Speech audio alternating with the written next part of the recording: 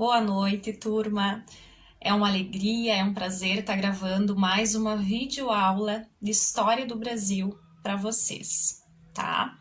Esse vídeo, então, é uma sequência da aula anterior, onde nós trabalhávamos, nós falávamos sobre o período colonial, tá?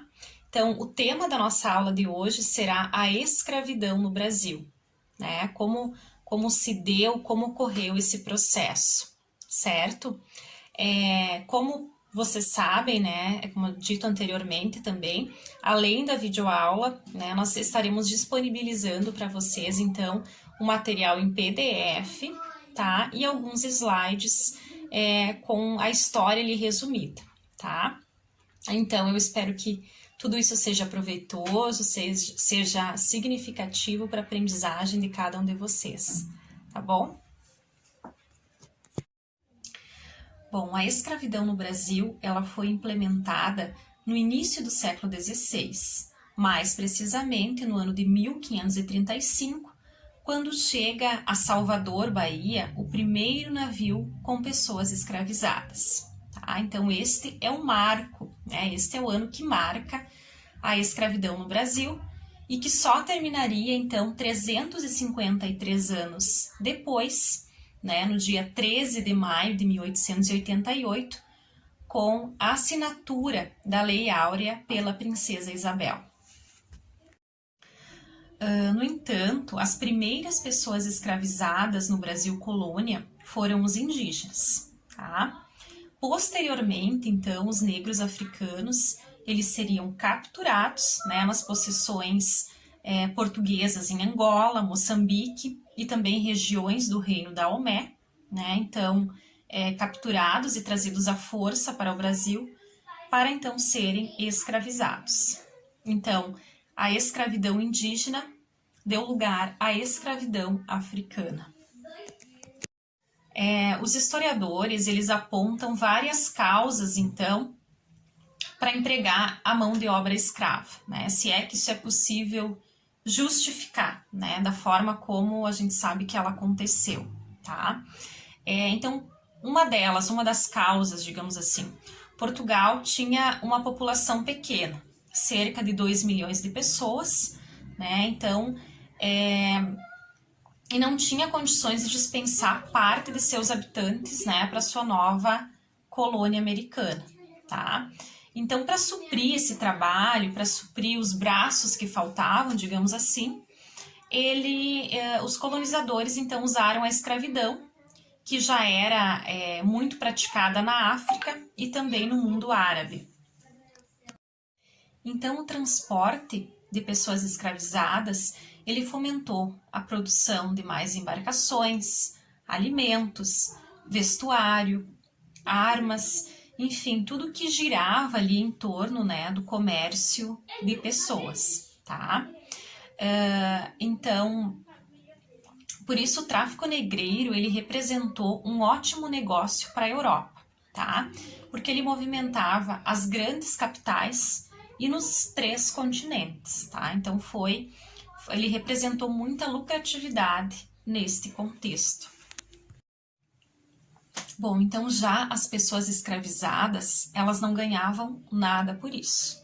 Ao contrário, elas perdiam muito. Por quê? Porque elas se tornavam, passavam a ser propriedade de uma outra pessoa, que abusava, que explorava, enfim. Então, todo esse contingente foi que produziu a riqueza no Brasil, Então, desde o plantio da cana-de-açúcar, a colheita, a transformação do caldo da cana, a construção de casas, engenhos, igrejas, enfim, fortificações, etc. Tudo era feito pelos cativos, tá? No início do processo de colonização no Brasil, a mão de obra utilizada foi a indígena, Lembrando, que no período pré-colonial, essa mão de obra indígena, ela foi usada com base no escambo, que era aquela moeda de troca, uma troca de serviços, tá?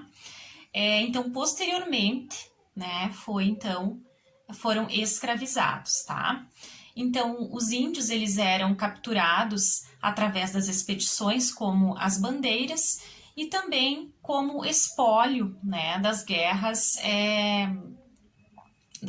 intertribais, tá? No entanto, escravizar os africanos era um negócio mais lucrativo, né, do que escravizar propriamente os indígenas, né? Então, por essa razão, os europeus preferiram o tráfico negreiro. Outra barreira, né, outro obstáculo, então, para a escravização dos indígenas foi a oposição dos religiosos, né, que eram os padres jesuítas, então, que protegiam aldeias inteiras, né, dentro de suas reduções. Bom, os negros africanos, eles foram trazidos, né, de suas colônias na África para serem utilizados principalmente na agricultura e na mineração, tá?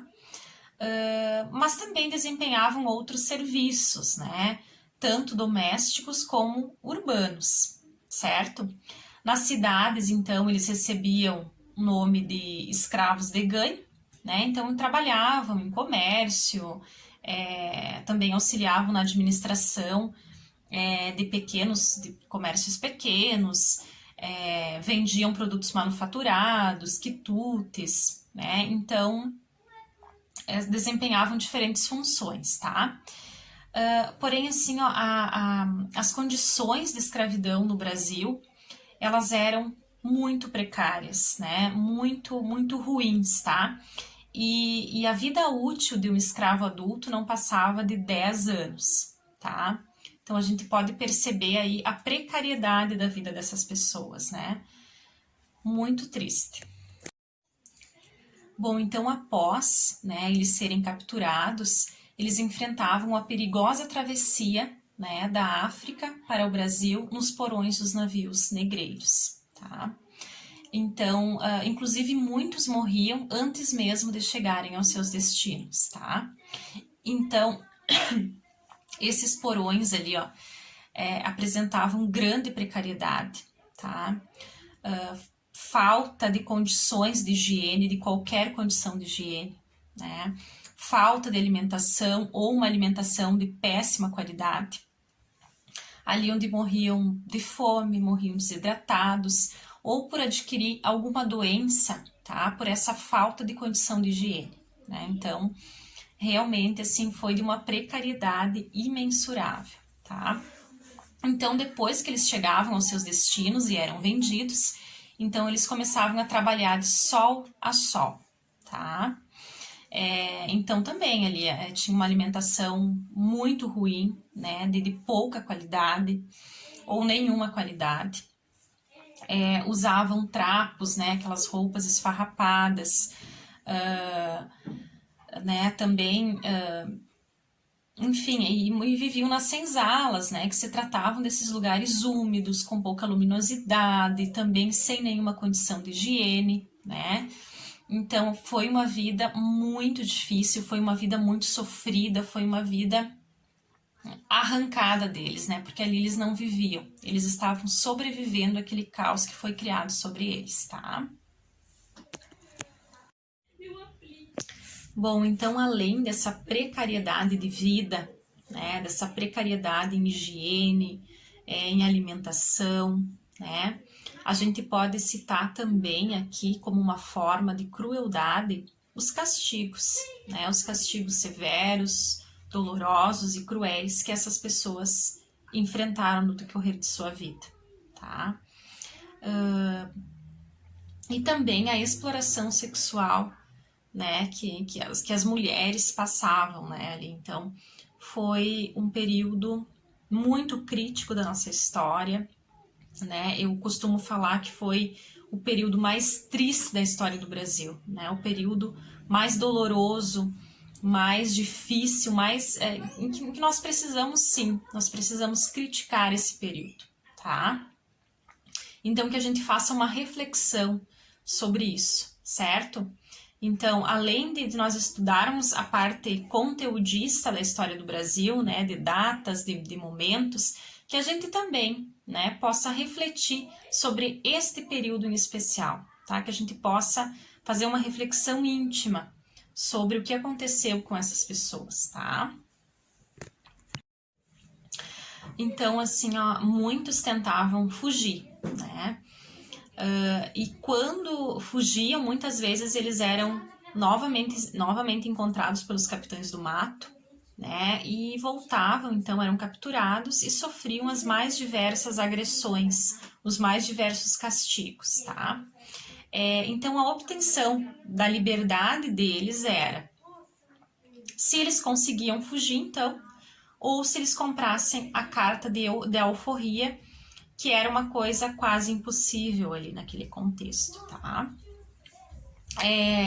Então, muitos escravos que fugiram, então, eles formavam comunidades fortificadas. Essas comunidades fortificadas, então, levaram o nome, né, de quilombos, tá?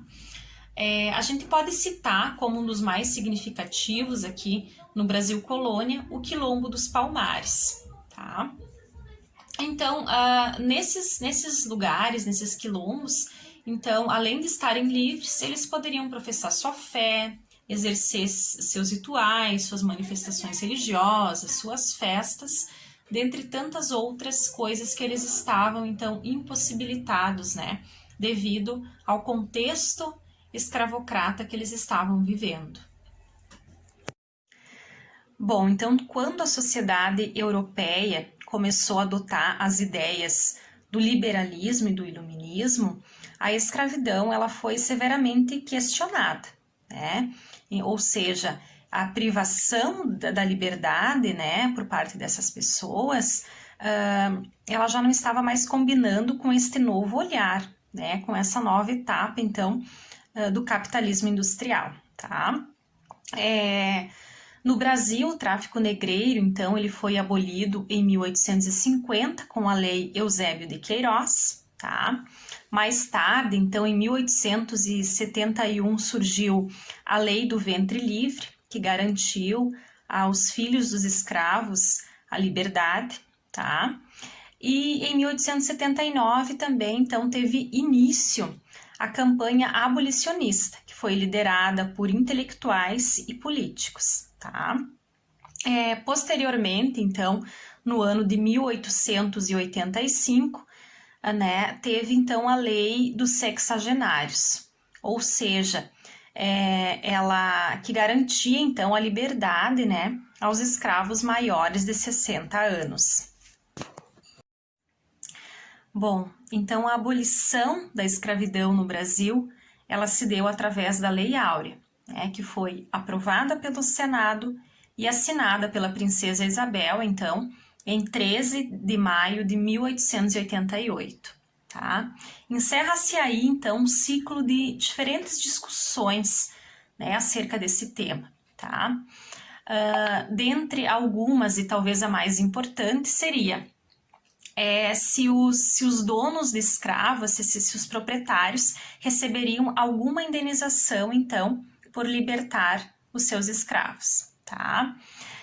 Então, por fim, venceu a tese de que eles não ganhariam nenhuma indenização, nenhuma compensação financeira por esse motivo, tá? Então, quando houve, então, quando eles ficaram sabendo, então, que não receberiam nada, né, por isso, por entregar os seus escravos, por libertar, aliás, eles retiraram todo o seu apoio, tá, sobre a monarquia. Então, quando surge o golpe republicano, os grandes proprietários de terra, eles sustentam, então, esse novo regime, tá?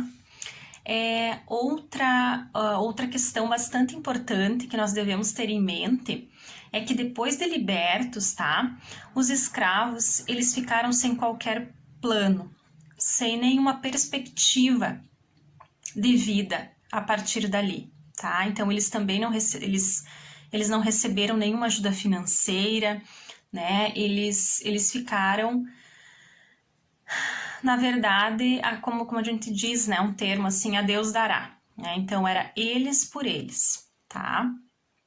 Então, essas pessoas passaram a formar um grande contingente de pessoas sem qualificação, tá?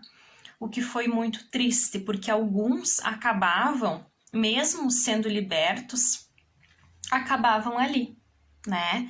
Voltavam para os seus proprietários, digamos assim, e permaneciam escravos, né? Porque não viam outra forma de sobrevivência a não ser naquele meio, tá? Então eu resolvi fazer, espero que tenham gostado, né?